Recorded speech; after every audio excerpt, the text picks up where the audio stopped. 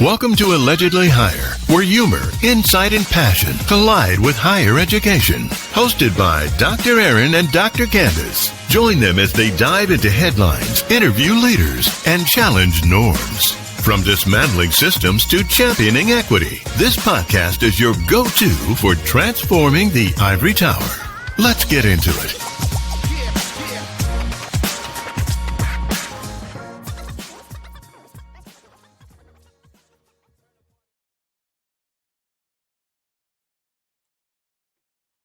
Hello. Hi, welcome to Allegedly Higher. Thank you for joining us. Thank you for coming back if you are a repeat customer, listener.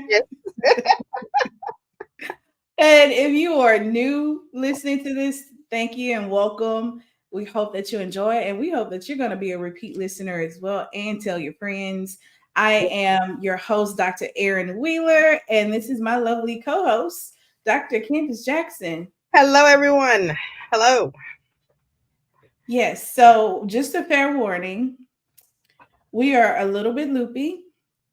We're tired. We're exhausted. Tired is not the word. We're exhausted. We've been fighting to make our way to this podcast and get you some news. This is going to be more of the allegedly, less the higher. It's probably going to be a preview.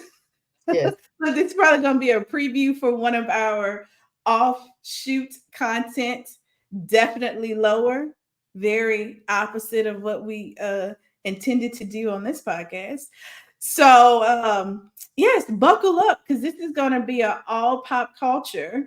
All pop. We might, we're intellectuals. We can probably tie it back into higher ed some kind of way if you want to.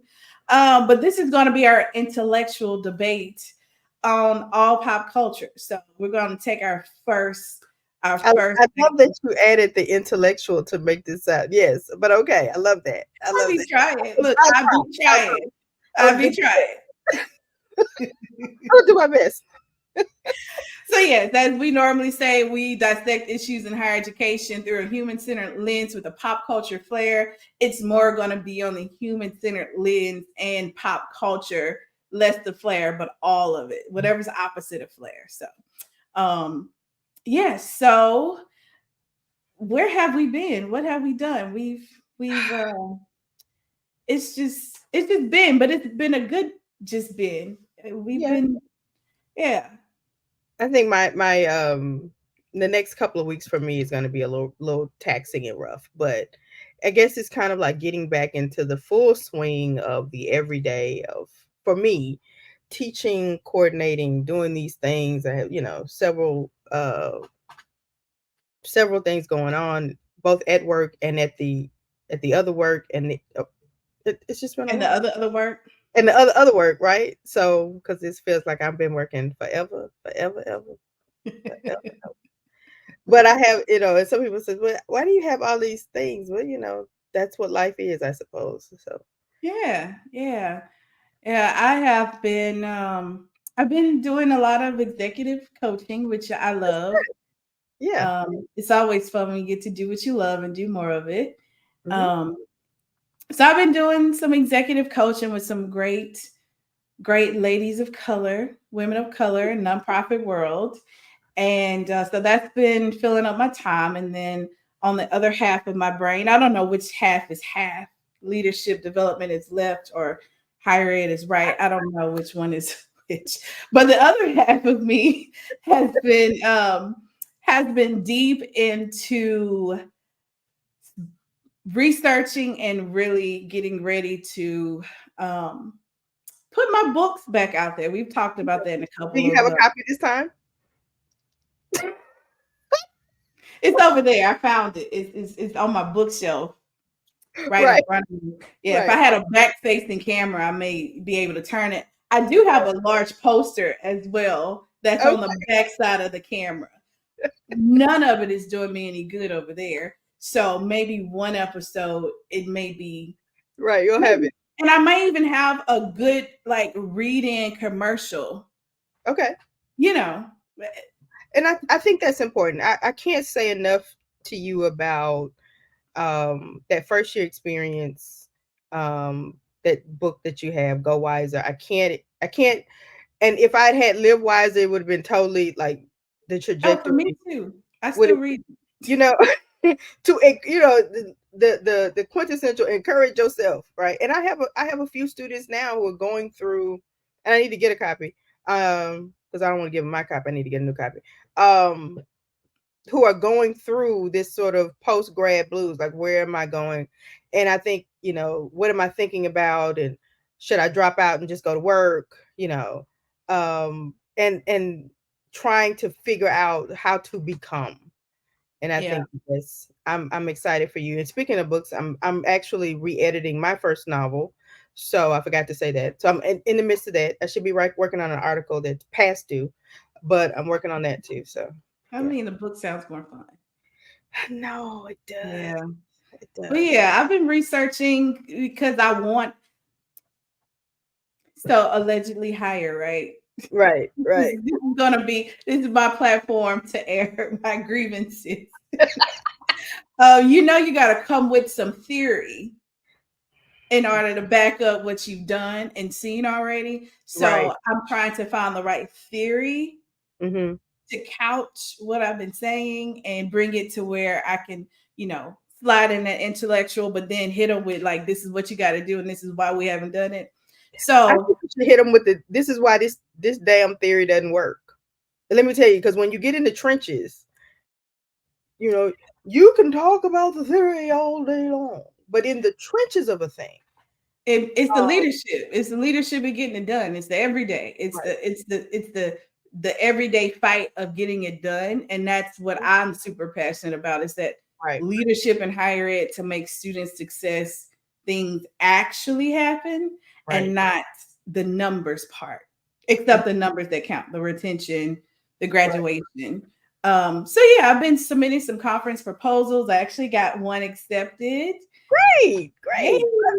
So I'm talking about social capital and helping to build first generation social and cultural capital as a way to increase their retention and persistence. Good deal. I'm really excited about that. Waiting to hear some other things, some other conference proposals back. But yeah, if you're doing the whole fall conference circuit, I might be coming to a conference near you, particularly in New Orleans, because we self-fund and travel. Who doesn't? Even when you have a university position, you still have to get reimbursed. The problem is you have to have funds to be reimbursed. Yes. So yes, if you're attending, let us know if you're going to be in NASPA. I think is. You're doing NASPA. Okay. I think NASPA's in New Orleans. I know First Year Experience is in New Orleans. Maybe we can do like a little meet and greet. We'll see what that looks like. But yeah, allegedly higher could be coming to a higher ed conference near you or near us. I love it. Oh Lord. Well, you ready to hop into these topics? We feel like we've been gone a while. It hasn't been that long. It hasn't been that long, but the way something has been happening every day. Every minute. Every day.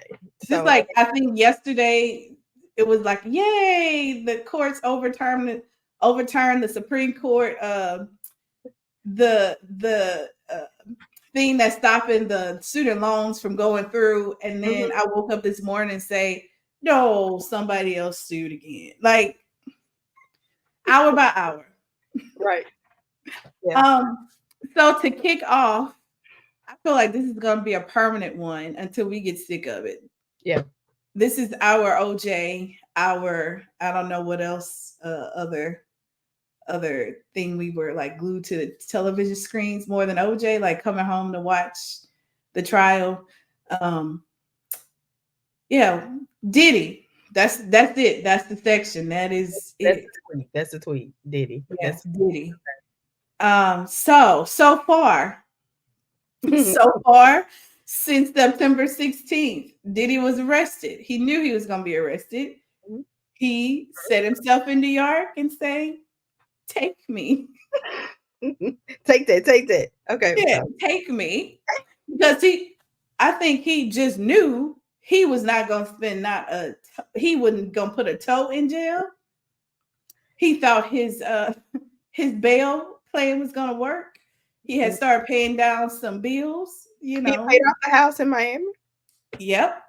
Took out, gave, even the baby don't have no passport no more. He surrendered everybody passport, the mama, the kid, and the baby. Can't nobody go nowhere. And no, he was denied. I think he's still trying to get out on bail. I think every day he's trying to appeal.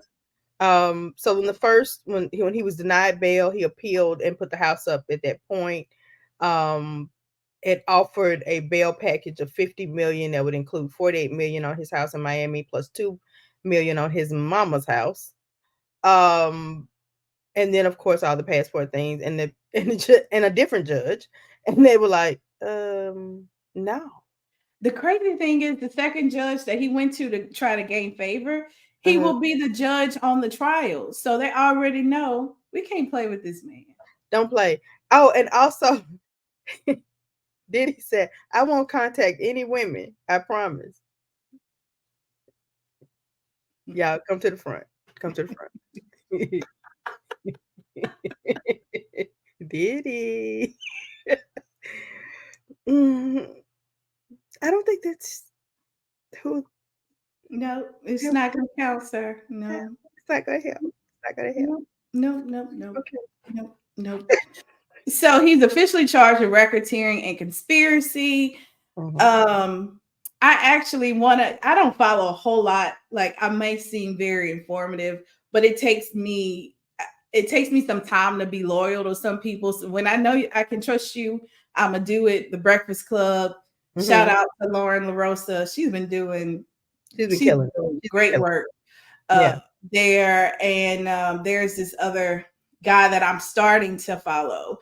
Because my other favorite, he's the favorite of my favorite. So okay. He actually read through the indictment, and I guess I had some time that day. And I heard him reading through the indictment, the actual indictment, and scary. Like everybody's talking about $1,000 bottles of baby oil, right? Yes. But nobody is talking about the guns that's got serial numbers scratched out, right? Or other like things that they found in a house. Well, the 740 sex toys. Not that either. Nobody. Listen, let me explain something to you. When they do a raid, they have to identify and describe item seized in the raid. Man, poor entry level. I just came from Quantico. Poor entry level tech person who had to do that. Who had to be like, yo, you. Oh, we've been watching too many crime shows. I know, right? Over there, catalog this.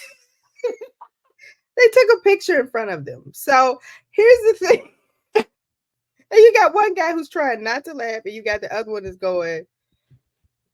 I mean, so with the guns, the racketeering, all of the things in this indictment. I mean, and we're talking, I'm hearing that there's victim as young as 9, and it may not be, that may be that victim who's listed at 9 may be the start. I'm not sure, because they may be adults now. Yeah. And that may be when the abuse started. And so people are trying to go back and figure it out. Videos are being analyzed differently. Interviews are being analyzed differently. These things really have, in some small way, already been out there. Yeah, because our culture was different. We accepted it. It was a thing to be at the party. Now I'm very down the middle. There's two sides to every story. The truth is somewhere in the middle. I'm not saying all accusers are right, and I'm not saying all accusers are lying. Like, There's a truth in the middle. There's a truth that you could have been invited to a Diddy party, and that was it, right? White party, above ground. But the rule was you leave at 2 a.m. Right. And so he made there's a video with him making the announcement. Yeah. All right, kids, regular people, y'all leave. It's about to get real messed up around here, so you gotta go.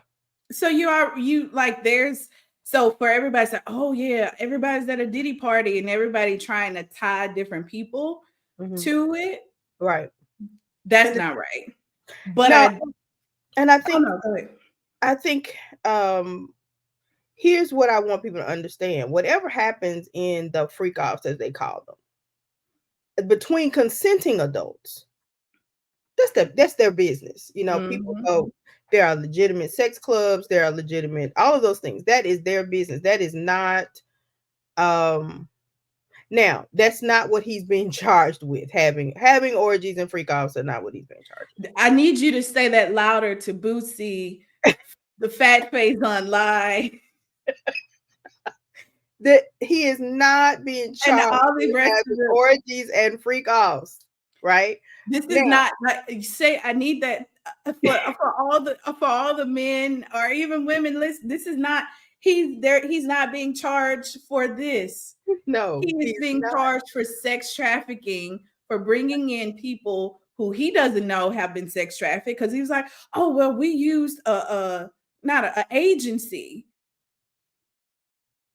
That's putting the liability on the agency, but nobody checked to see if these young women, young men are working for the agency under their full consent. That is what he's being trafficked. He's been charged with. And so here's the thing. I want that to be very clear. Whether or not he's not being charged for having freak offs and orgies, sex. He's not even charged with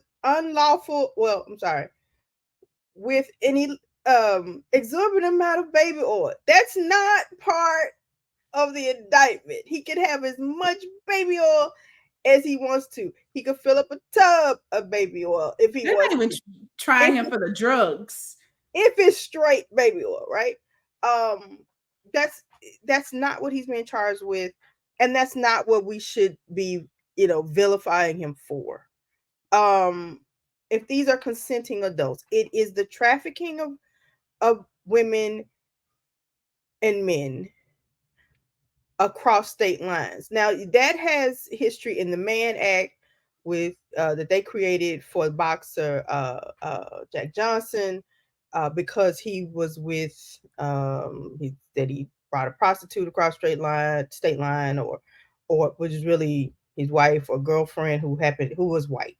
And so they created this act to try to get him put in jail and all of the things. Intellectual. This is the intellectual. This is the intellectual part.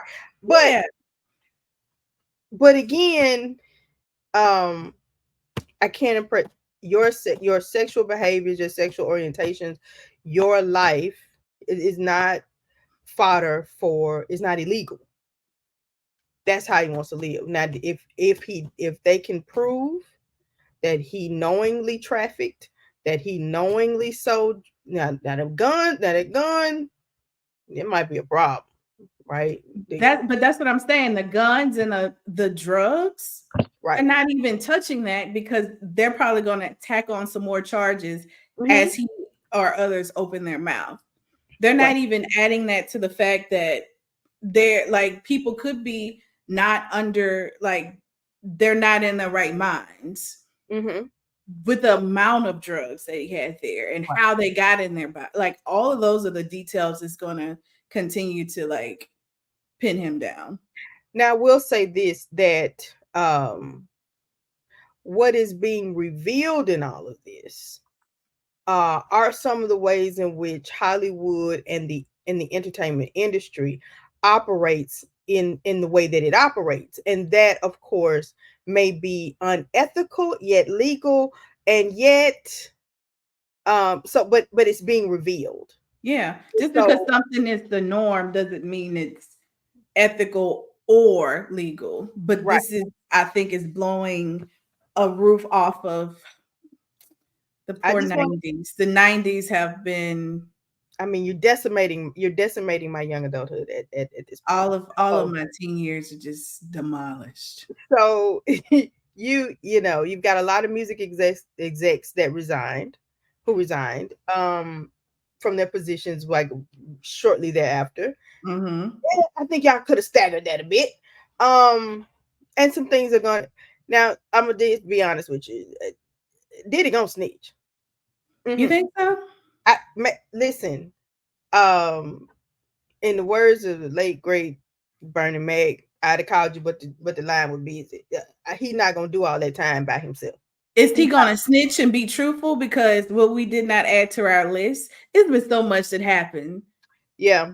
I think Shine. he's Did going you to. hear Shine actually like it's not new, but I think people are now picking it up. He's Yeah. like, he was like, I had to forgive him and move on. Right. Yes, you saw me in previous years shake hands with him because he did something for my country, and I had to make that for the kids in the country. Yeah. But on the other hand, I don't talk to him, I don't say nothing to him, and I've always said that it was not me, and he lied on me. He tricked me and he lied on me. He took advantage of a foreign teen because he was what, 18, 19 at the time. 18 or 19. Mhm. He told me he was gonna have my back, but then he ended up testifying against me and lying on me, which he took away, you know, a decade or so of his life. Yeah, and the fact that he's able to, and then was deported once he did his time, and Yeah, that's to probably the best thing that happened to him. and I think one right, and I think it probably, in a lot of ways, saved his life. Even though Mhm. as ugly as it is, you have to Yeah. find some kind, because he is a true redemption story in that way. I think May saved his life by leaving Bad Boy. I think, um, May saw some things. yeah, and some, you know, I remember that we had a student who had done some time and came back to that place and wanted to get in. Remember, we were trying to get him in and all of those things. And I looked at him, and he was trying to get back in school, and realized in that moment that he saw something in those 8 months in jail that no young man should ever see or have to fight for or experience. And it was almost like this imperative. Okay, we got to save this one, right? Yeah. So they see these things. They're young kids. They think they're grown until they really get in there and they realize, no, that we're not. I'm not this adult to be here, right? And Yeah. I don't want to live like this. I don't want to have this experience. um I do caution those who are trying to make a quick buck off of the firestorm of it all.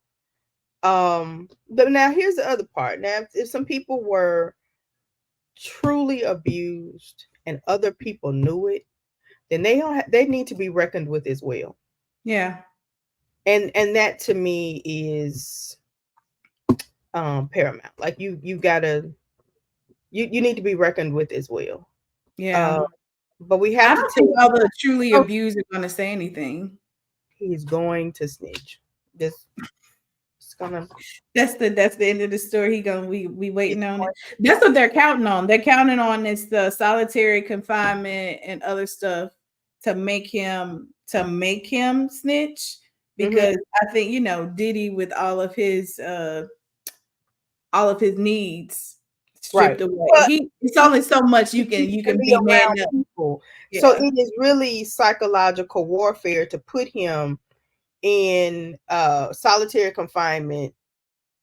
The fact that he has to have all the parties and to have people around him and to be the main character in every scenario um is is really he's gonna lose it, and he's going to snitch. So everybody will be he's not gonna do that time by himself. Yeah. He's not. Are you I do, things like, so all the money and the good that he did, even in the show, right? He gave some HBCU some money, one HBCU in particular. Hadn't said a word about giving that money back. The other one has given the money back and taken away the honorary degree that they've given him. You know, when we make decisions like that, when in light of these kind of controversies, Spelman gave back the $20 million from Camille. It was Camille's money. Camille is also an educator and really also a victim even of her husband's infidelities and his behavior. Why not shift those funds into, and Howard has given back the $1 million, shift those funds into abuse centers, counseling centers for both men and women, not necessarily in their trauma, but also in their in their abuse, like when they're abusers. And so do something positive with those funds that can help, because he's been doing this, of course, according to some interviews. He's been hitting women when the Cassie video came out since he was at Howard. You all knew this.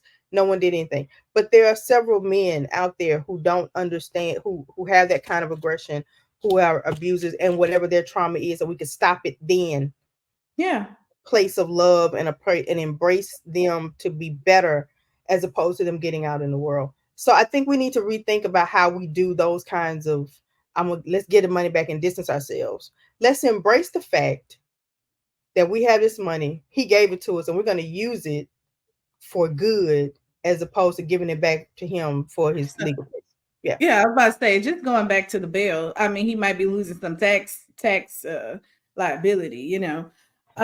What did it surprise you that Diddy Kane's member, Louisiana native Don Richard, she sued him?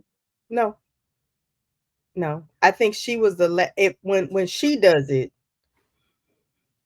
I think she has been living in, I'm not going to hurt yet another black man. And I think at this point, because Ariel Days already said she don't fool with it, right?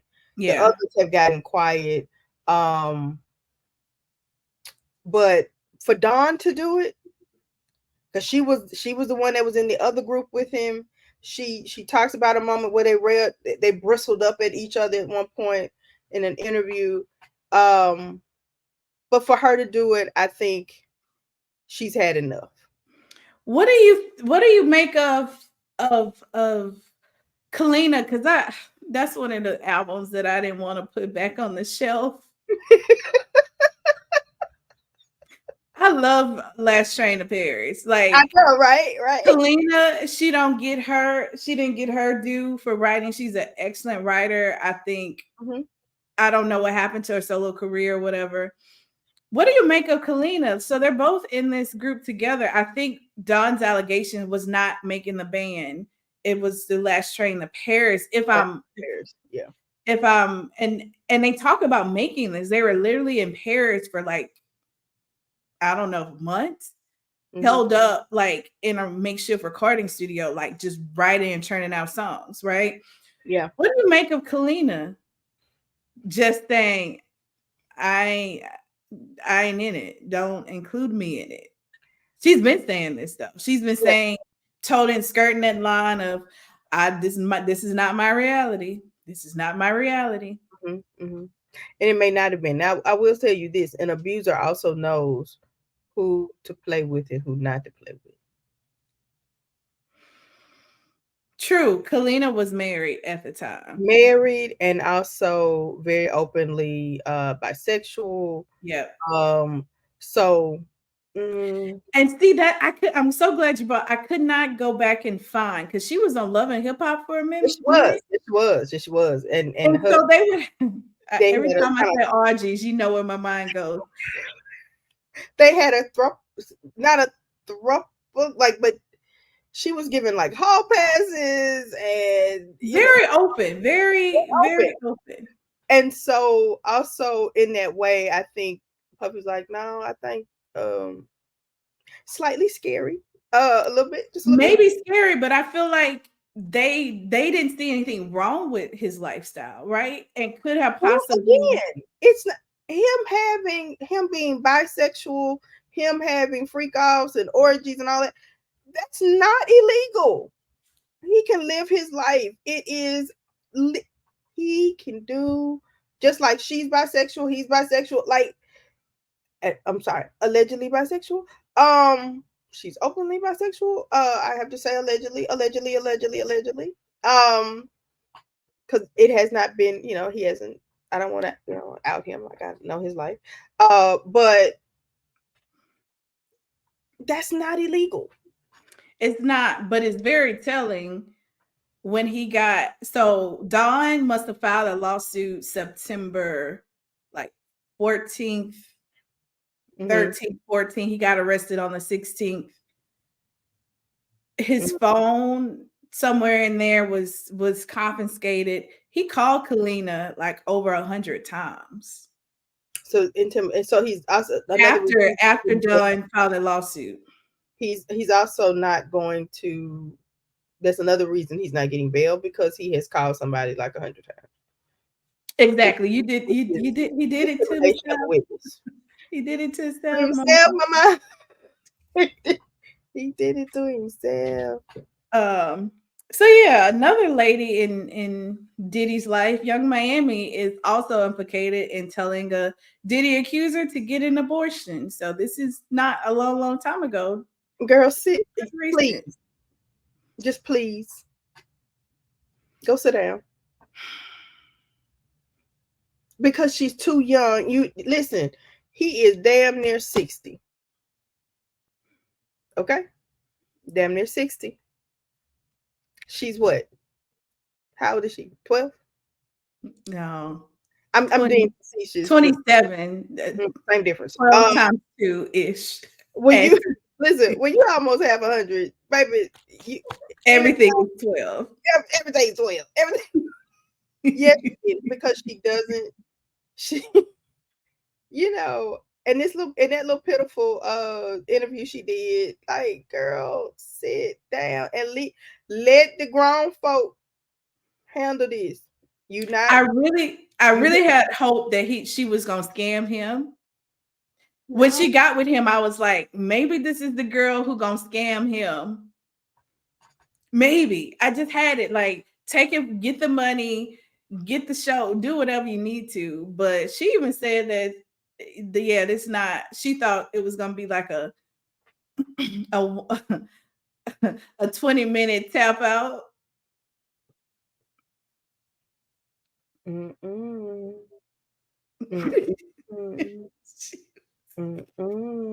My girl got woe out. No, not even allegedly. She said it with her own mouth. She said it in an interview with the both of them.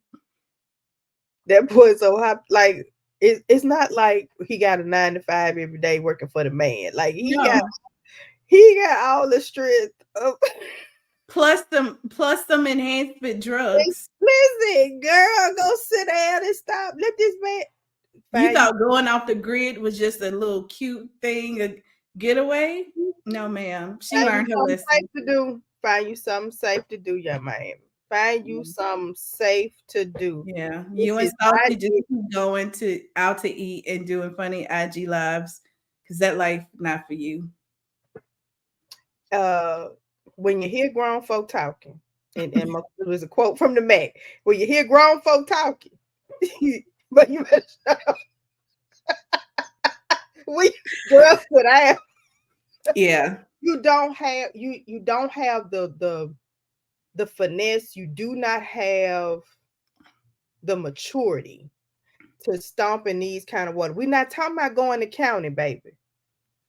We're not talking about county. And when you start messing with a federal case, again, we're not talking about the county. We're not talking about going to your neighborhood bail bondsman and getting him out. This is, leave this alone. Leave these women alone. Be glad you got out without a baby. Be done. Go on, make up with the girls and go on get back to work. Go on get back to work. Playtime is over, sis. You got love bombed. You were still in the midst of love bombing. He had not turned on you yet. I think he was. I mean, he still could have been doing it, but I think he knew all along that this was happening. So if you follow the whole transition from Puffy, Puff Daddy, Diddy, Sean Combs to Brother Love, this is his whole brand thing, giving the 2 cents back that's now what all the royalties are worth from all of his artists he scammed over the years. Oh yeah, I'm giving it back, sir. You trying to reduce your assets. That's it.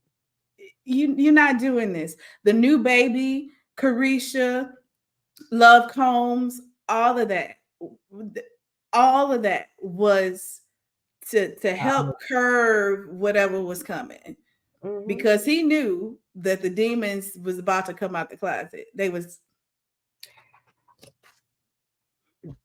Cat, come to the front.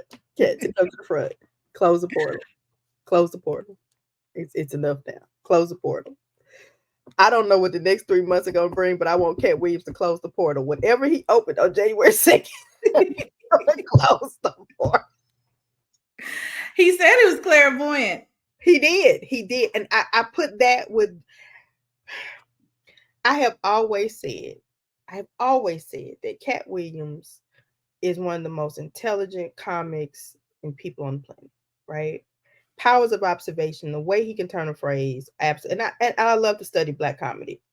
My new favorite stand-up comedian right now, shout out to him, Josh Johnson. It's like the boy never goes home. He's always on my TikTok doing stand-up. I love him. But anyway, he said it on January 2nd because he could not get to us on the 1st, 2024.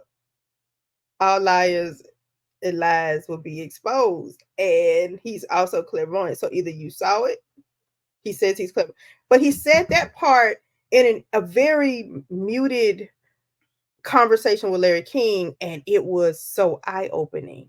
Yeah. He talked about the Haiti mission with Larry King differently in a way with Shannon Sharpe, but he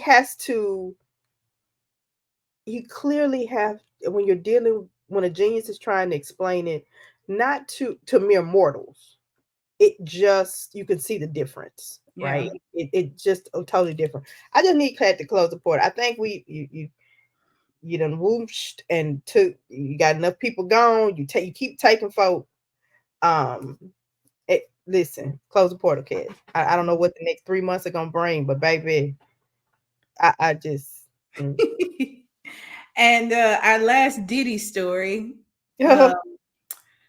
Kim Porter, Amazon has now removed a best-selling book, 59 pages, all 59 pages of it, all from a site that advertised a memoir of Kim Porter, the model and actor who previously dated Sean Combs and died in 2018. It was titled Kim's Lost Words, A Journey for Justice from the Other Side. We knew this was not real. It's 59 pages. And if you're not familiar, the author, who I don't even have his name here, and shouldn't even be given no clout, said that he received a thumb drive. He won't release the name of who he got it from, but he had no doubt that it was not real. How you can publish? I mean, without publishers, right? I'm not blocking it. Amazon made a way for us to publish our own books that we wrote with our own hands. Right.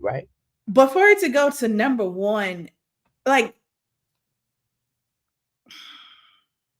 are people reading it on TikTok Live, they're reading it out loud to the people. Does it sound like it's in it? Does it even sound coherent in English? It does, actually. What bothers me is that, again, the portal, the resident couch blogger, Jaguar Wright, said that she was writing and said these things. So I think that lent credence to whoever published it in the way that, she's telling things. But I didn't listen to the whole live. I'm not listening to all of that. I think it was in poor taste, particularly if you know, her children, we don't know what the outcome is. I don't know.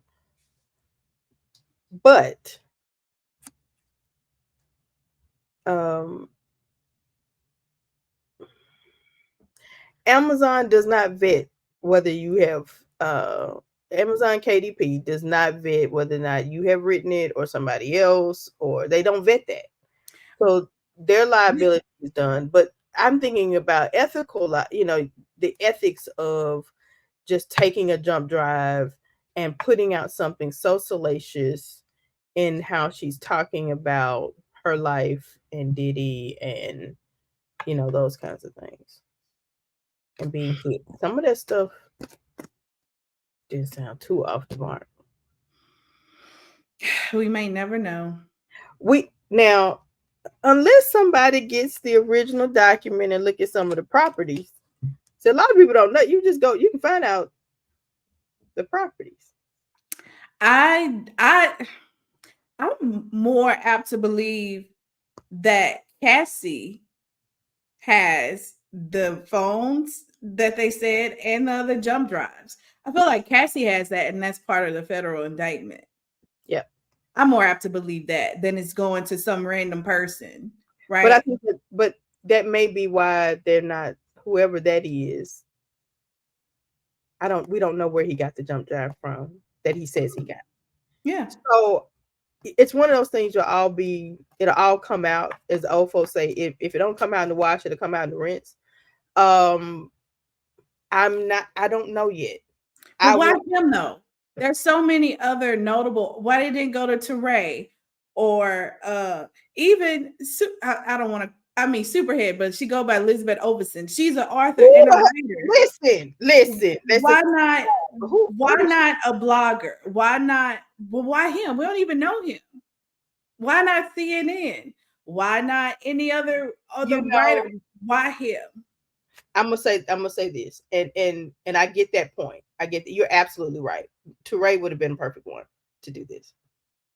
But when you don't know who in the industry is going to, the way these dominoes are falling, somebody might have been too afraid to give it to somebody within the industry that we know. People who have written credibly. I forgot what I saw. I did see a Teray piece where he like ran down a couple of things since all of this is happening. And he talked about how he sent a cousin over there to do an internship. Yeah. And Puff proposition the young boy. He could even given it to Aubrey O'Day. Like I'm just saying, like anybody else who then it's random. I get it. Now we'll go aside. Listen, and I'm looking at that kind of stuff, and I'm going, Stephens is now who now? Say what now? You know, we don't know her real name. Corinne Stephens is not her real name. Okay. We don't know her real name. Now she's going by Elizabeth Overson. And might I add, it's the 20-year anniversary of her book. And she said she left a lot of stuff out. And I, for one, who read the first book, will definitely be buying. Well, this one should be never lied. I feel like she's never lied. That's one person I feel like she's never lied. Listen, this time, as long as she leave Method Man alone. He and his wife doing fine. Leave them alone now. Just leave them alone now. Don't say nothing else about Method Man. Don't touch it. Don't touch it. Don't touch it. You pick you some new people, but leave that one right there. Leave that one alone. No, I think it's still gonna be old people. I don't know if she's leaving, but I think there's more. They've been through enough with you. Leave that alone now. Old folks say, "Now you leave that on alone."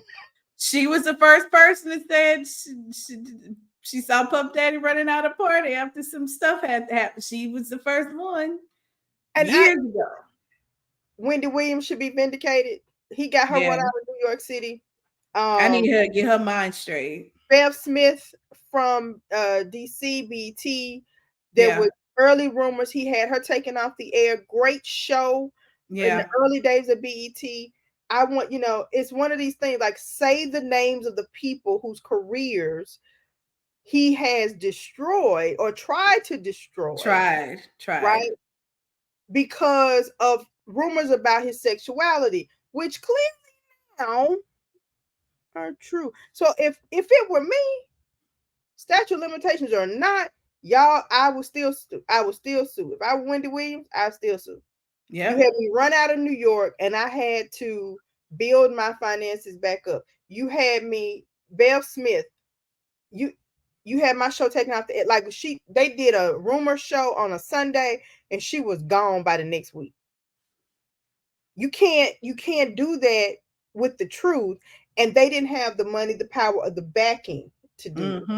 And so all of this is going to dismantle the entertainment industry in such a way that I don't think we've ever seen it quite like this. Yeah, I think it was ripe for it. I think the Me Too movement, it just start chiseling away, and it was very ripe for it. All right, enough about P. Diddy, because we're gonna have time. I'm gonna read this headline and then I'm gonna yield the floor to my co-host for her commentary, because this leaves a very bad taste in my mouth. And let me give a caveat. Okay, sorry. I do like older men. There are some older men, 50 and over, that I feel, between my wisdom, I do come across as a little bit older, maybe look a little bit younger. I could potentially see they still got potential, right? This gentleman, Mr. Sharp, does not like. And for me, it's all about all the conversation and little things he said over the years that has banned him from that. He's never made it to the list. He's not. He went to the list. I don't want to hear anything. There's no imagination there. It makes me sick. So I'm going to read it and I'm going to yield it. Okay. After initially claiming he was hacked, Football Hall of Famer Shannon Sharp admitted Wednesday that he inadvertently live streamed audio of him having sex to roughly 32 million followers on Instagram. So since this has happened, he's apologized profusely, talked about it with his co-host on his podcast. I forgot what the name of it is. It's with Ocho Cinco. Yeah. But after he apologized profusely, he started making merchandise, which I was like, that neutralized that whole apology for me. So now we're back at square one. -1 for me. But Dr. Jackson, resident romance writer. Yes. So it was the reason I am laughing just almost hysterically is because we talked about this. You're like, ew. Okay, so when they came out and said he was hacked, his assistant quickly, when he tells the story, he quickly gets on and says, I was hacked. Let me shut this down, right? That's why you only get a minute or so of the audio. And so then he finally comes out. At least he doesn't wait. And he says, listen, my boy tried to do me a solid and say I was hacked. But the reality is I was getting it in and somehow hit the button, because all you had was audio, because the camera, the phone, I threw the phone on the bed and the phone is looking up at the ceiling. So, he's just. I don't believe that. Okay. Have you ever went on Instagram Live? I have not. There's 25 buttons you must push in order to be on Instagram Live.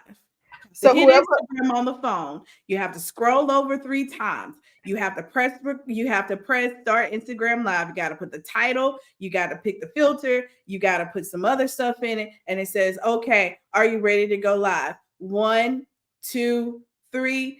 Okay, we're live. Just a minute. We're connecting you to your audience, okay, hold on just a minute. We're connecting. Your followers are now connecting. I don't believe it. I don't.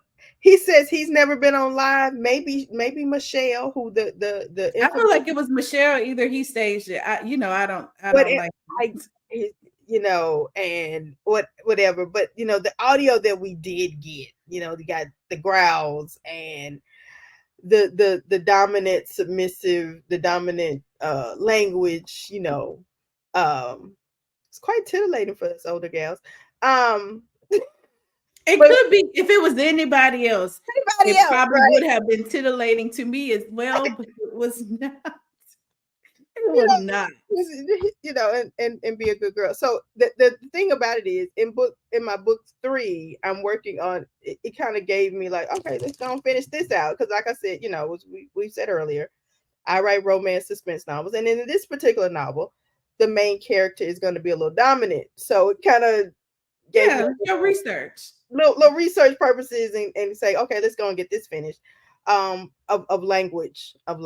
So this is literary. What is this? You're the literary resident literary expert, right? So to speak. So in writing, I've just been titillated by the language. Not necessarily that was him, because it wasn't on my list either. I just don't. I had no interest in even hearing it. I think the only thing I really do thinking back, the only way that I heard it was a parody from Not Carlton Banks on Instagram. Like he parodied like 30 minutes later. He had the phone up and he had mocked the whole entire script. Hilarious. Sounds just like they said Cat Williams called him and said, "You ain't gay today." The phrase is "relax your legs, submit to me," and so it was a little not seen. As long as I don't see it, I'm stuttering. As long as it was just the language, and in the moment for me. It wasn't. If you're listening to this podcast and you don't see my face, just imagine that I've seen. She's deadpan. She's like, oh, ew. The Big Barney comparisons notwithstanding, but it's all of it. I hear and I'm observant, so I hear things that are said and I hear things that are not said, and I've seen several instances with him. That I have lots of questions. I'm not questioning anything about. I'm just saying, it's not for me to even imagine. It's not on my list. I don't care about the body. I don't care about the big country accent. Right. There's nothing there. I get it. I do. I really do. But the merch part, I think that's a sort of. Well, I'm gonna make money with it. I think he took it down. I think people was trashing him so bad he took it down. What was on it? I never saw the merch. My Michelle. It was just stupid t-shirts. My Michelle. I don't know what it was. It was a couple other sayings that he took from. Now, if he had put "relax your legs and submit to me," I probably would have gotten it. And your husband would have quickly burned it. Yeah. It would have quickly burned it. Yeah, probably put me outside. But yeah. Got a spare bedroom down here. Likes the we probably would have, but just to say, oh my God. But I think the merch part took it a look like you could have let it die, and you kind of wanted to capitalize off it, because at this point, you don't need no money. Like, for what? No. You made enough money on January 2nd to last you. You made enough money on January 2nd to last you for a good 2 years. Yeah. When ESPN said it was the accident, we're not gonna fire him. Yeah, and you just put it to bed. Like, but you still. And they still talking about it. Because I think those rumors bothered him so much. Yeah. Now, when he was once apologetic, he thought his contracts is on the line. Now he fine. Now it's like, oh, he beat my chest. People are solid. It's like a beat my chest movement kind of thing now. And I'm like, I don't respect you anymore. Well, there's something about to be said about the virility of it, right? And to be 50, what is he, 56, 57, somewhere in there, to then have to let people know that not only that I'm not only am I active, but he was like, that's just a moment. Like we were in there for like, I was about 30, 45 minutes. Again, and You telling on yourself. So this was the sex sessions. right. Who is sitting on the side of the bed scrolling through Instagram?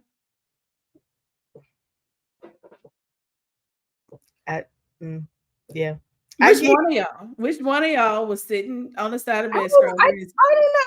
I think it had to be. We don't know who the Michelle is.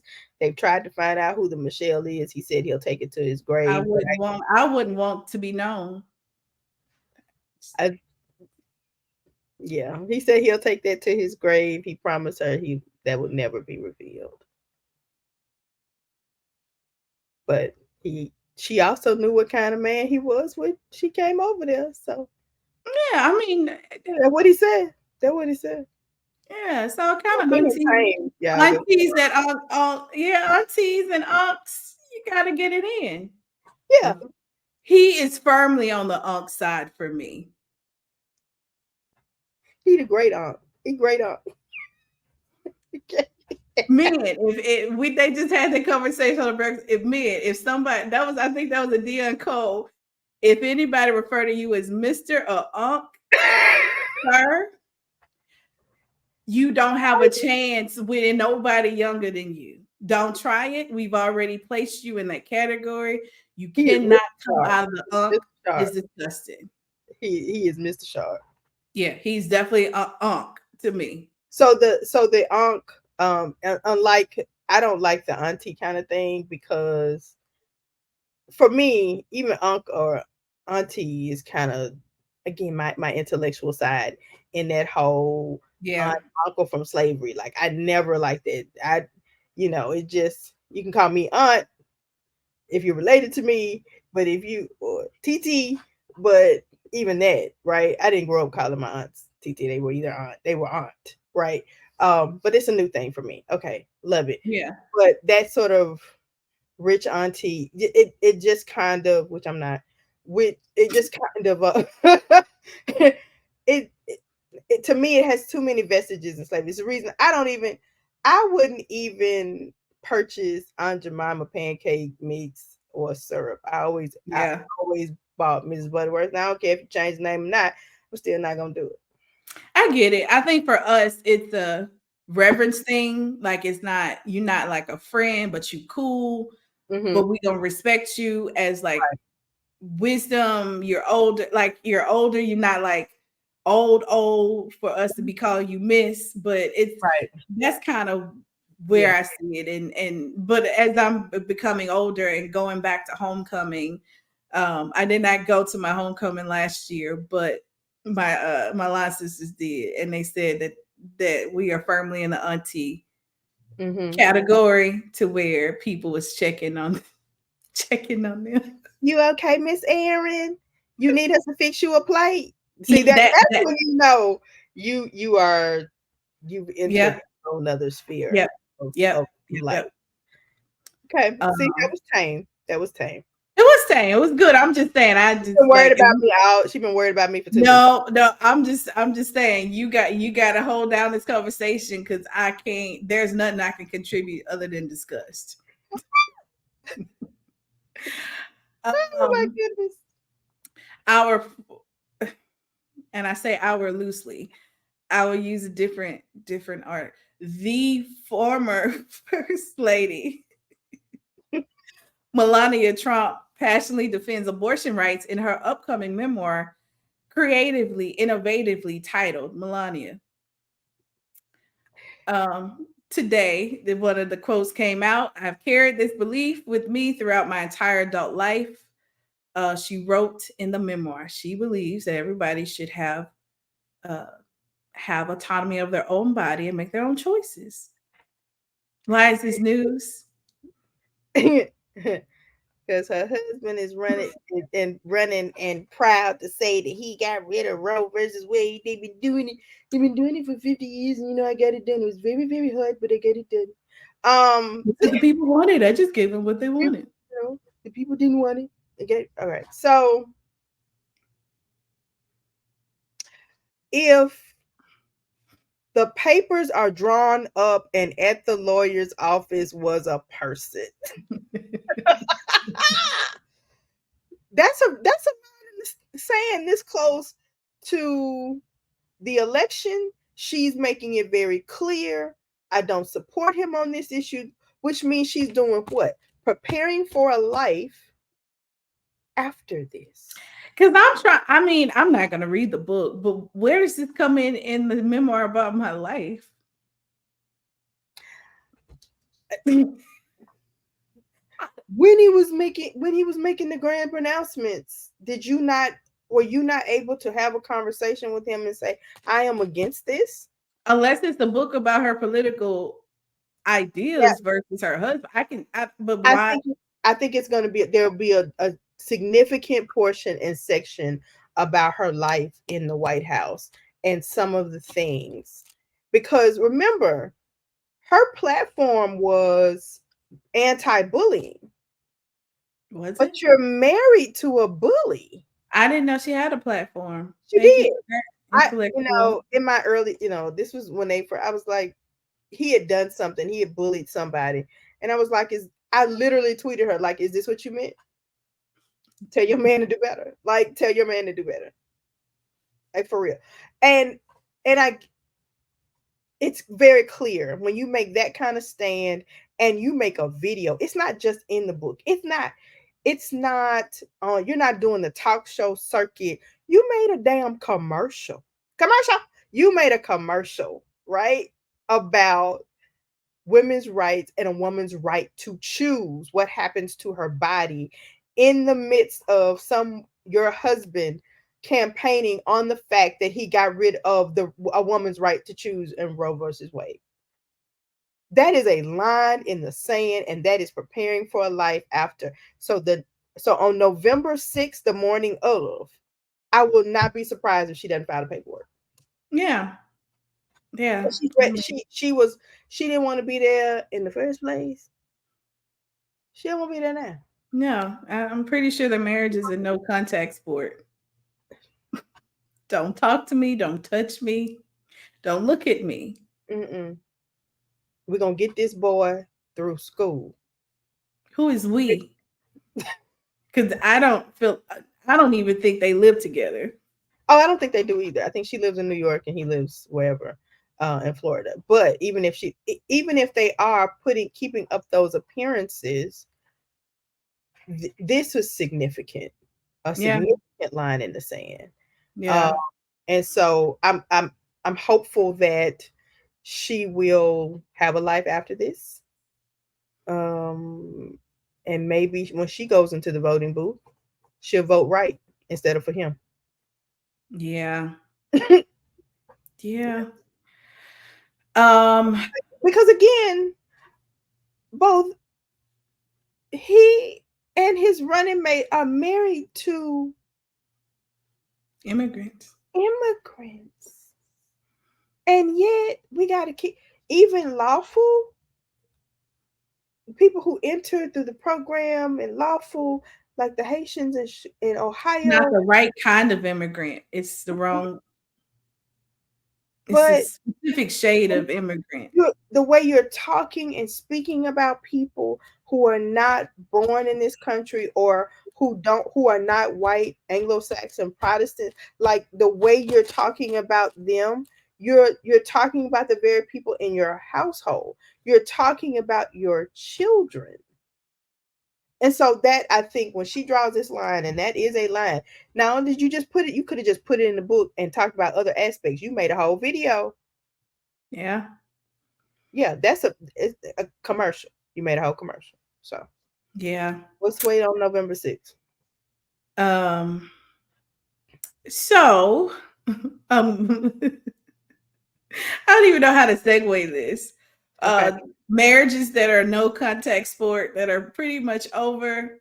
Offset and Cardi B have been separated, but I just want them to go about their business. Yeah. But they had a really well, she was on Instagram Live. She accused her estranged husband of blowing up her phone, trying to make her jealous over him moving on from her. According to screen recordings shared on social media, the rapper said she regrets her relationship with him. Which I think that's in the height of the moment. I don't think she does. I think so. I think that is always in the height of the moment. I think when two people are married and they're having marital discord, you have to also be mindful that you chose to have 3 children. You chose to have children. But even in a relationship that does not result in children or that kind of thing, you always have to understand the blessing of whatever it is that you learned in that moment. Yeah. What did you learn? And that's what I also would caution, though, if you when someone like a Cardi B or anyone, when you have children, that you love your children more than you dislike or hate their father or their mother.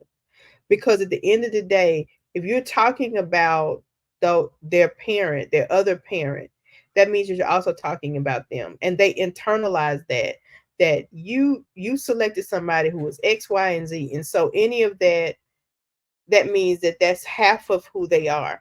So I think that was in the heat of the moment, but I think we all need to caution ourselves about that. Yeah. Now he made the mistake of forgetting who his wife actually is and who she has always been. Cardi B, like it or not, has always been as transparent as she could be all the time. It's even when she started and got her first check and she looking at the stub and she was like, what is this thing called taxes? And she trying to figure out because she never. I've always loved Cardi from right. You have, and when she was like, oh, loud, brash. Oh my God. No, I've always, because she's one part. If you're gonna be I want you to be authentically who you are, and I want to see you grow and still be authentically who you are. Right. And I've seen her grow. She still has to grow some more. She's still young, but I think she's always been who she's always like. Now this is very different than Sexy Red. I can't really tell you right now the difference. It's very different. Very different. I don't know, but Cardi, if you listen to her, she's always been very intelligent. If you listen to her, probably not popular interviews, she's always taught. She's always said, "I've been a fan of history." Going to community college, she had tons of history courses. She can talk to you about the government. Like she's intelligent, right, at her core, and I think that's what I love about her. Of how she kind of thinks. That's why we don't have any music. I think she overthinks about her music a lot. She's overly critical. I don't know. I just I've always liked Cardi. So I've always been. You have until and I didn't know who she was till she hit Love and Hip Hop New York. But I have really grown to appreciate stylistically the maturity, the sort of homespun, like who she is at home is totally different. But you don't hurt a woman as many times as Offset has not just hurt her, but made it public. It's been public. See, y'all will never know if mine hurt me. Yeah. But he has been public. And she stood in that humiliation. She did. She stood in that humiliation trying to make this work for not 1, not 2, but now 3 children. But I think in that 3rd pregnancy, when you gonna keep it, right? And for him, well, I think it was she didn't find out till she was like 13 weeks. Right. She didn't know. I truly think that if she found out earlier. Huh? Did he mention somewhere in that he was trying to keep her pregnant? Like he was. I haven't heard it, but it doesn't surprise me if he did. Because it sounds, if you're going to love a woman and say that this is your wife, you married her. You could have baby mamaed her, but you married her. You knew who she was. She literally, all of those things. But you know what? Speaking of baby mamaed her, I lost the most respect for him when he tried to be like, see, not look at you, not I won, you my baby mama now. That's not a that's reproductive abuse. And that when I read that, I was like, yeah, I don't have nothing for you, sir. That is reproductive abuse. And to look at the timing of she got pregnant before her first album dropped. She was trying to hold it together, suck it in. Mm-hmm. And then she tried to get the second album out. Mm-hmm. The little boy came along. She's still trying to get the second album out. It's reproductive abuse. And every time it came after she took him back. Right. That's what this is. And very clearly, when he jumped in there and to that IG live, the infamous IG live, and said something about her having sex, while she was pregnant, having sex with another man. She said, and did. Now, there is a moment in everyone's life where the trigger is snapped. We're ready to go. It's been pulled. That's it. You jumped in that live knowing what he had done. And he thought that little girl, that naive girl trying to get in the industry, getting a little traction, was the same person. She 3 babies in now, boo. You have all that sweet gone. When is Cardi B's birthday? Let's see. When is Cardi B's birthday?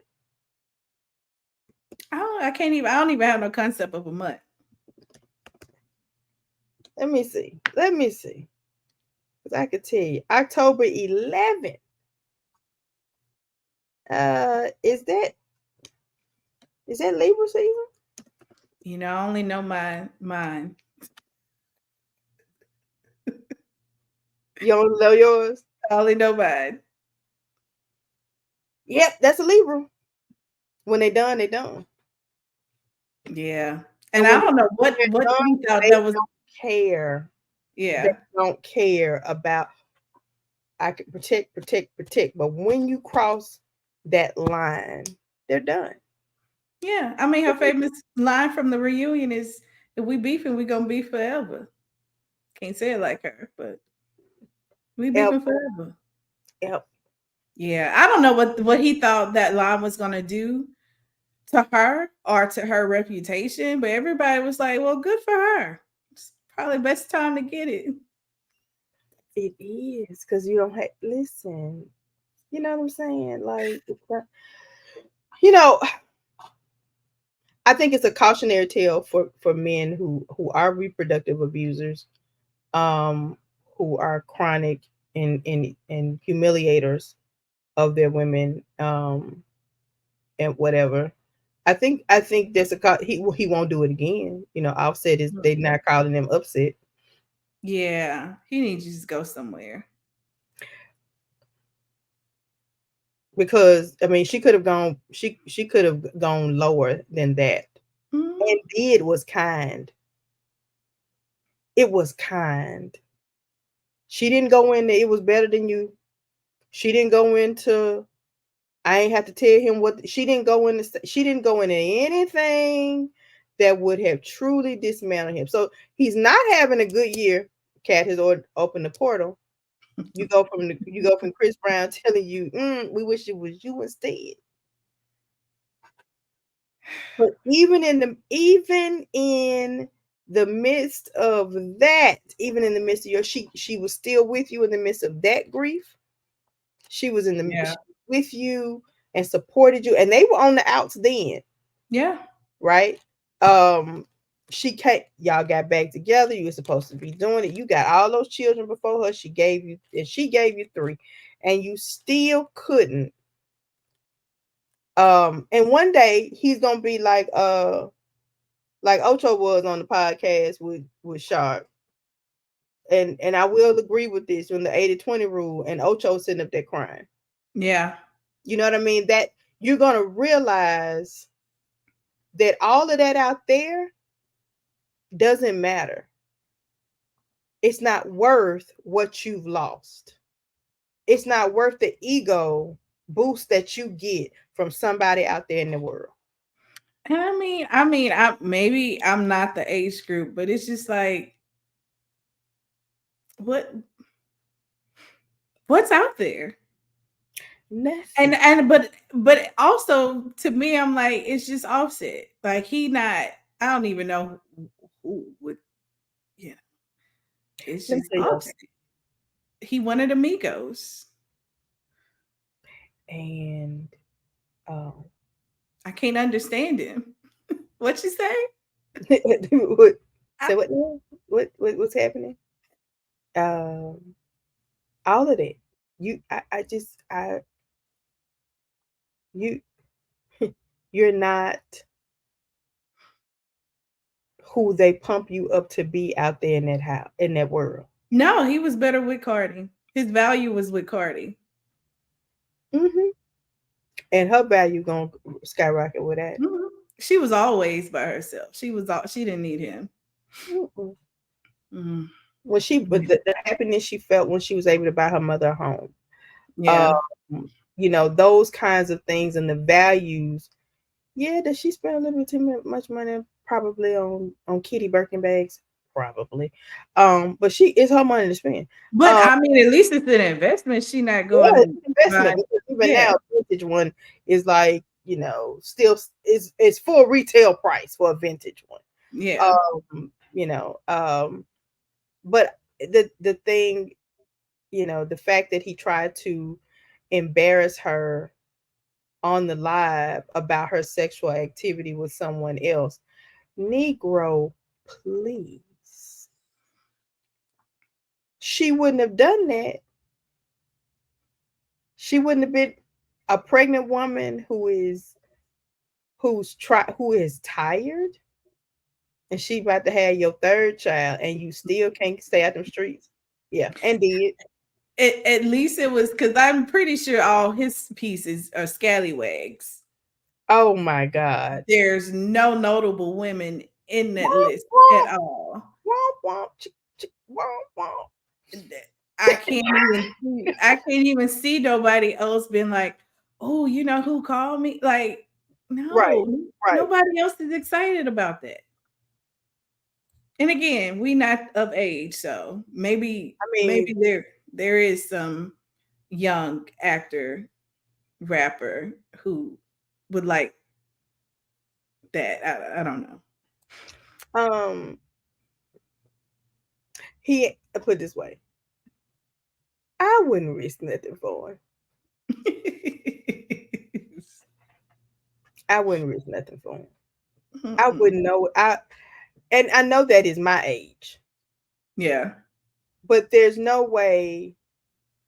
It's kind of like finding Jay-Z, when Jay-Z cheated on Beyonce. It's like, who could you possibly? And that's an ego thing. That's an ego thing. It's when a woman has put a man through medical school, dental school, and then he runs off with someone else who's on his level, right? You did all these things, you get them, you boost them, because they want somebody who thinks that they did that all by themselves. Yeah. And that ego boost. And again, even though we said this was going to be all pop culture, higher is the same way. It's the ego boost. Yeah. Yeah. You would rather, you'd rather risk it all on a sycophant. A name brand. Than come with someone who really has your best interest at heart and the best interest of the institution. We see it time and time again.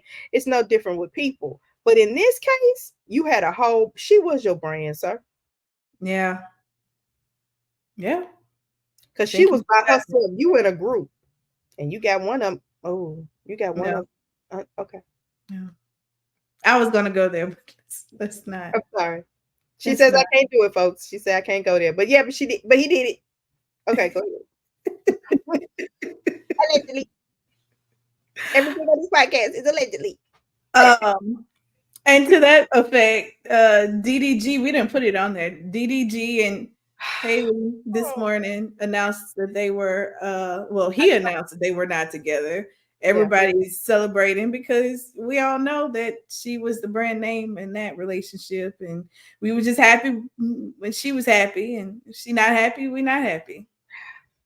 Well, I do more in that in a sense because I saw a few of his videos on TikTok. And most of his stuff was with his little boy, with Halo, and he's a good dad. So as long as I hope that they can co-parent well. Maybe this is just a blip. I hate to sound like it, but you young people, you get mad, you have an argument, and then you want to uncouple. Like, just. I think they secretly uncoupled in the past. Okay, so I mean. Your baby just not walking, just y'all going into your respective corners, but see, it's just too easy. But you young people, you can't just have a fight and say it's over. Yeah, just don't talk to him for about a week and then come back. Like, but he, at the end of the day, even from the little bit that I saw, I think, as long as they can co-parent well, I don't want to have another. I don't think he would be like this. Kind of brings me back to the Cam Newton interview when that girl ripped him for filth. That he's allowed in the fullness of himself to be the father he appears to be on TikTok. Yeah, I think so. I think they're sensible. I think she's sensible. Yeah. And lastly, our last story is sad. I don't know. It was either transition from Melania from Diddy. Wait, what was the story before this? Oh, Jesus. From Shannon Sharp to this story are saved or in the podcast on the sadder note.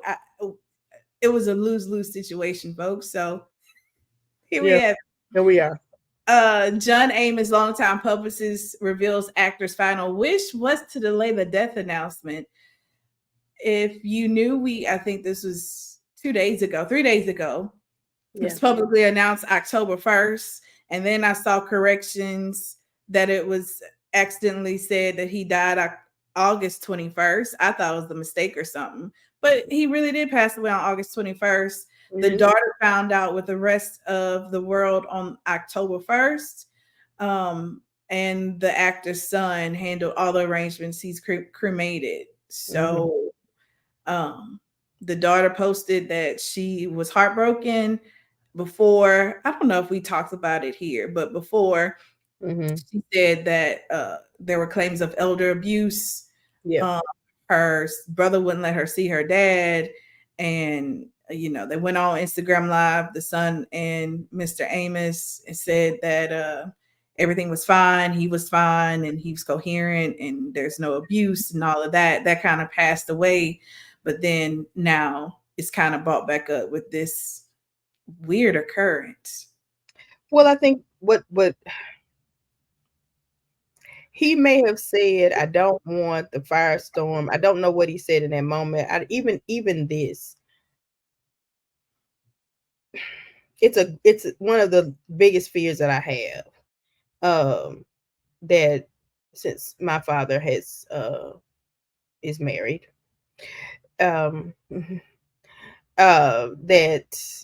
something will happen to him and I won't know until it's over. Now I will tell you that if that ever happened to me, I would dig him up with my hands, and then we're gonna have a new funeral, and I'm gonna have him checked out. But that has always, with wife number 2 and wife number 3, that has always been a real fear for me, like a crippling fear, that I would never know. I do think that even if John Amos said that, And sometimes we say things sort of in an offhand kind of way, and people, because it suits their needs or their wants, that they take it and run with it. Mm-hmm. At the end of the day, in the final moments, and having been there with someone to say goodbye, that I cannot imagine him not wanting his child there, no matter all the other stuff. I can see him saying, "Don't tell her I'm gone because I don't want no firestorm," in a more lucid moment, and you taking that and holding on to it. When at the end of the day, I cannot believe that someone doesn't want their child there. And then, if that were the true case, as they say it is, I could not dislike or hate my sister enough that I wouldn't give her a heads up that this announcement was coming. I could not, because if he didn't want a firestorm surrounding it and she was going to make it a big deal, it will forever be a big deal now. Yeah. It will ever be whatever really happened, what really happened to John Amos. It's going to be a fight between the two of them. He was cremated, so there's no autopsy, even though it says congestive heart failure on the death certificate. All of this lends itself to a greater firestorm. And again, my greatest fear in life. Yeah. And so, and I wouldn't want that for anyone. That's horrible. No closure. She didn't get closure on, even if it wasn't true, she didn't get closure on it. Because there was never a moment even for him to say, "You all, there are only two of you. Yeah, get together. I ain't gonna be here for much longer. Right. I need y'all to let it go." She and the rest of that family will never be able to let this go. Yeah. They'll never be able to let this go. So whether it happened on August 22nd or October 1, like, she's still back to, hey, I want to investigate this. I think What he happened may have to done something to the will. Yeah. I know So my father loved me. Why wasn't I told? Why couldn't I come see him? And and there are people who do this, not just there are people who do this, and I can't understand. And I suppose it's because of who my mother was as a human being. And she always loved me more than she did not love my father, or did not like my father at the time. I mean, you know what I'm saying? Like, yeah. and I asked her once, I said, "Why you didn't tell your sisters? Why you didn't tell your mama all the stuff, all the things?" She said, "Because he was your father. Yeah. They loved him." Yeah. The fact my mom, I'm telling you, Olivia Jones' love was salt of the earth. She let him have the back guest room so that when he came to town, I could have all the time with him that I needed. Like, boggles the mind at this point, right? But Yeah. I appreciate that so much. When she said, and I told him this recently, I said, she never told anybody. Child support, none of that. She never told anybody, because she loved me more than she wanted them to dislike you. And you were my father. Mm-hmm. This girl, Shannon Amos, I feel for her in that way. Whatever the issues were, what I saw were two children who loved their father but hated each other more. Yeah. And when it's just the two of you, and that you weren't able to come together, and now they will never. They will never. I just don't believe this, even though it's coming from the publicist. This doesn't make sense, because if you wanted to quell the rumors that I did something to him, that he was this, come see him. If he was in the hospital, come see him hooked up, come hear from the nurses, come talk to him yourself. Now we can fight over the will. That's a different thing. Right. But for you to like wrap this up and say, I don't want the death to be a firestorm, you gave her more ammunition with this than coming to say, hey, daddy's in the hospital. He's not doing well. He might only have hours. Come see him. Say your goodbyes. This is how it's gonna be. Yeah. That would have quelled all the things that now she got to make up in her mind because she's never had the closure.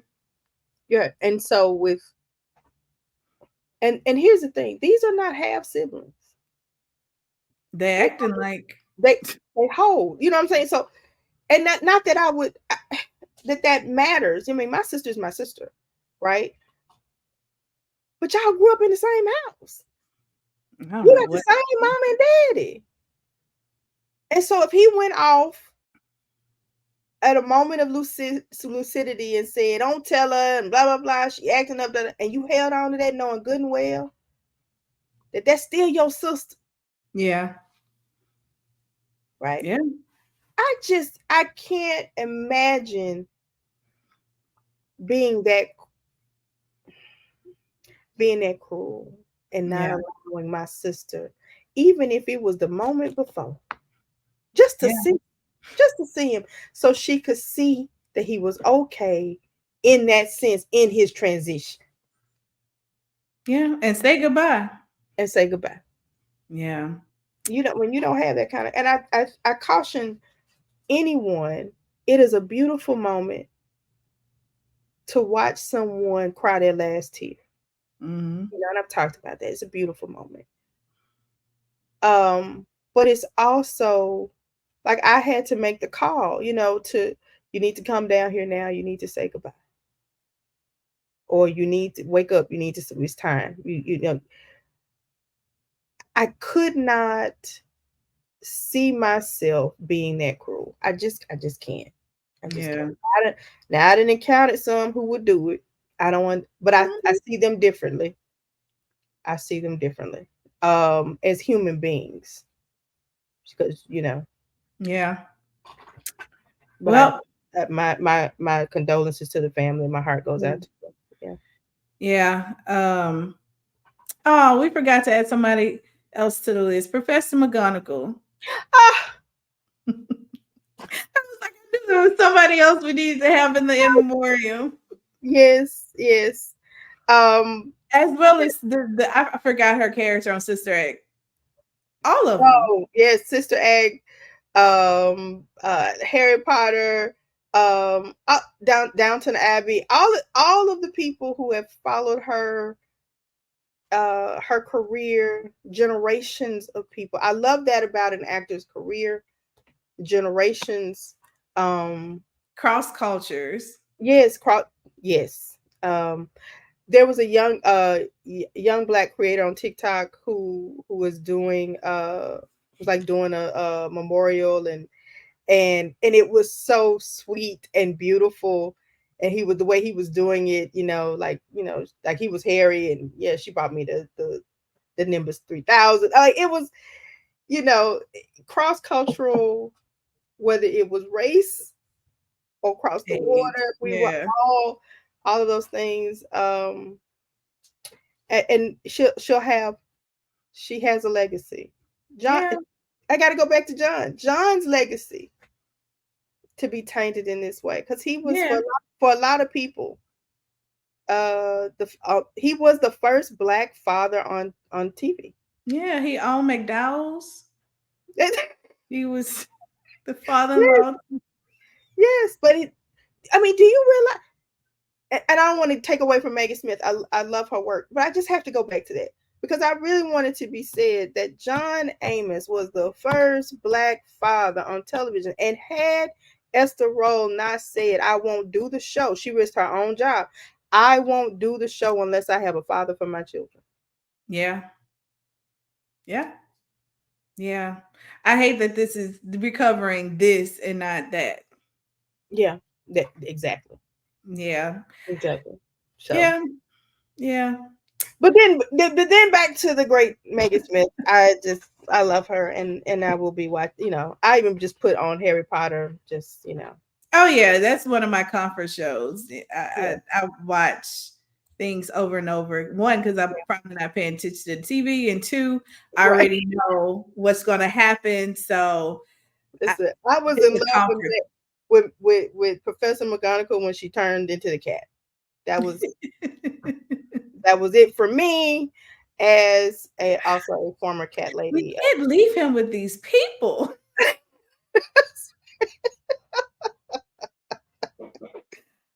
Yes, I love her. I love her. We've lost so many in the last few months. It's like the rapture. Close the portal, cat. But okay, in the same vein, she was 88. Yes. John was around that same age. Around that same age. I think he was 83. Mufasa, King. 92, 93. That's a life well lived. Yeah. No scandal, good work. Yeah. We not talking about no indictments. Right. Your work gonna live on. We ain't gotta take it off of streaming. We ain't gotta sneak and watch it and listen to it. Right. Right. I think for me particularly, it moves me close. Like I'm on deck. Like what Eddie Murphy say in life. Like we on deck. I'm on deck. Yeah. And part of my childhood, which each of them goes away. Yeah. And because you have film, James Earl Jones is always going to be. He's always gonna be king. Like he's preserved. Like Cicely Tyson is preserved. You know, and the fact that, and I think for Cicely Tyson kind of really struck me when she passed. You know, I knew she was getting older, right? We all knew that because she'd been playing an old woman since she was 20. Yeah. And so in our mind, like even as she was getting older, she's playing her own age, but she's been playing that age since she was 20, so she's never gonna die. Yeah. You know, she won't die. I mean, she said she was shocked when she wake up every morning. She said that. She was like, well, I just like wake up every morning. But I think it's just it allows when our lions fall, it allows us to think about our own mortality. Yeah. But she did it like it was so iconic. Like if I have a way to peace out, she wrote her own story. Yep. She went and she publicized her own book, and she was like, God, I'm good. I'm ready. I've done it all. Take me up. I mean, I think that's how we all want to go, and that's why it makes the John Amos death so tragic. At the same time that we can celebrate Maggie Smith because we don't have that. We can celebrate her. Your people protect you didn't protect your dad's legacy over foolishness. Right. Exactly. And that's you know, that's hard. But my a few other friends of mine, they always like, you like these, you know, they be 80. Like they're not supposed to mourn. Yes, you mourn. Yeah. I mean, we want our friends, or whether the people, what does that mean when only the kids are left on good times? Only Thelma, JJ, Michael, and Janet are left. Mm-hmm. I feel like that's the same way of Harry Potter. I think everybody, all of the teachers are gone. Yeah. They're on deck. Like except for the groundskeeper. Yep. Except for the groundskeeper and Voldemort is the only one still living. Voldemort and what's the giant? He's gone. Hagrid is gone. Hagrid died? Hagrid died. Okay. I'm thinking about the other older man who played on Game of Thrones too. The janitor. Oh, okay. He might be still. He's Walter Frey. Yeah, Walter Frey. Oh, don't get me started on Game of Thrones. But it just means that we're getting older. We're taking over. We're becoming the elders. We're becoming the misters and the ma'ams and the miss and the Miss Erins and the Miss Candice and all of that. It's like, oh, I'm not. So and at my church, there's a new ministry, and I realized, oh, they're for the young people. I'm not young. My age group wasn't called out, and I realized, I said, oh, oh, I'm not in that anymore. It's a moment. It is a Yeah, moment. It's a yeah, moment of yeah, mortality. yeah, yeah. Like that. Like Mm-mm. that meme, they was like, "Oh, now we the people that be falling out at church." Girl, and for real, and be for real. We the Stand up, people. don't We care who. gotta come up with a laugh scar. We those people now. When I first joined my mission circle at church, and so my friend said, "Wait a minute, you going to mission meeting? My grandmama went to mission meeting." I said, "Girl, we are the grandmamas at the mission meeting." She said, "Lord," because she got one and I did too. I said, We on deck. Yeah, just make We it on look deck. good. Just Yeah." make it look good. But I didn't realize how young my mother was, that how young Yeah, my classmates' mothers were when they were all we were all coming up, and what yeah. how young they were, because for us they were mom and all of that. And so now you My realize mama had me at 26, and I was like, mine too. me with two kids at 26?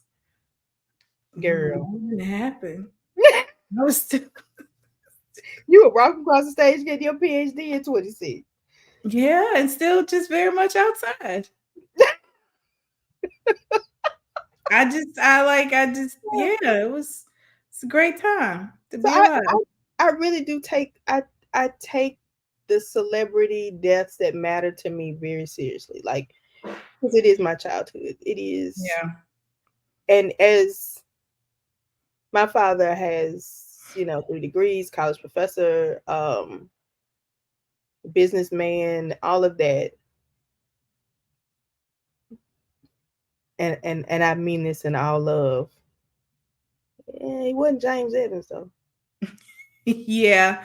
And I think that's what a lot of attachment, even when James Avery died. Oh yeah. Yeah, that was one of those. He was the only father figure that I saw. Mm-hmm. Um, Mm-hmm. yeah, But yeah, you wouldn't have James, you wouldn't have a Heathcliff, you wouldn't have any of that without James Evans. yeah. True, true You that. wouldn't have Carl Winslow. You wouldn't have any of them without James. Yeah, yeah, yeah, But yeah, rest in peace. yeah.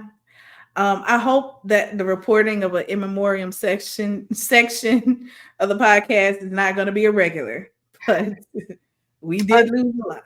we have lost a lot, and just waiting on Cat to close the portal, Yeah. and we want him to do that soon. I don't. I just hope that he's already on deck for January 2nd, 2025, of the Club Shay Shay. I think I need to. There's some clips of his new comedy specials out where he's talking about Diddy and stuff. Haven't listened to them yet because I was in a place to listen, but I'm definitely going to view, and maybe we can put that on our calendar to go see him. Okay, yeah, Yeah, gotta do it. Gotta yeah. do it. Well, thank you for joining us for this special all pop culture we outside edition of Allegedly Higher. Find us on Instagram and Facebook and YouTube at Allegedly Higher. Let us know what topics you want to cover. Next time, we'll definitely be talking about the conservative movement in higher education. And also, we'll be talking about the retention and recruitment of Black men in higher education. Two very different sides of a coin. Yes. We diverse over here. Uh, so that'll be episode 14. And hope you come back to join us. Leave us a comment, like, share, subscribe so we can start building up our team so you can start getting more consistent episodes with us being the producers and the editors and the social media managers over here. So we be, a little bit more consistent, get you an episode every week Yeah, consistently. we're working on it. We're working on it. Yeah. Save lives. Yeah. Let us know what you're thinking. Share, like, share, and subscribe on all the platforms, especially on wherever you're listening and watching this. And thank you so much for giving us a little moment of your time. Love everybody, especially in what we're seeing today. Make some things right. Think about the important things in life. And yeah, stay safe out there. All right. Have a good one, folks. Bye.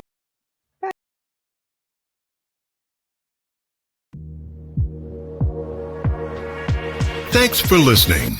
This episode was sponsored by Holistic Higher Ed Solutions, committed to enhancing student success.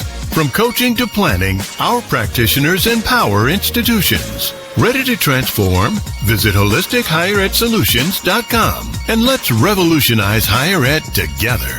Be sure to subscribe, review, and join us next time.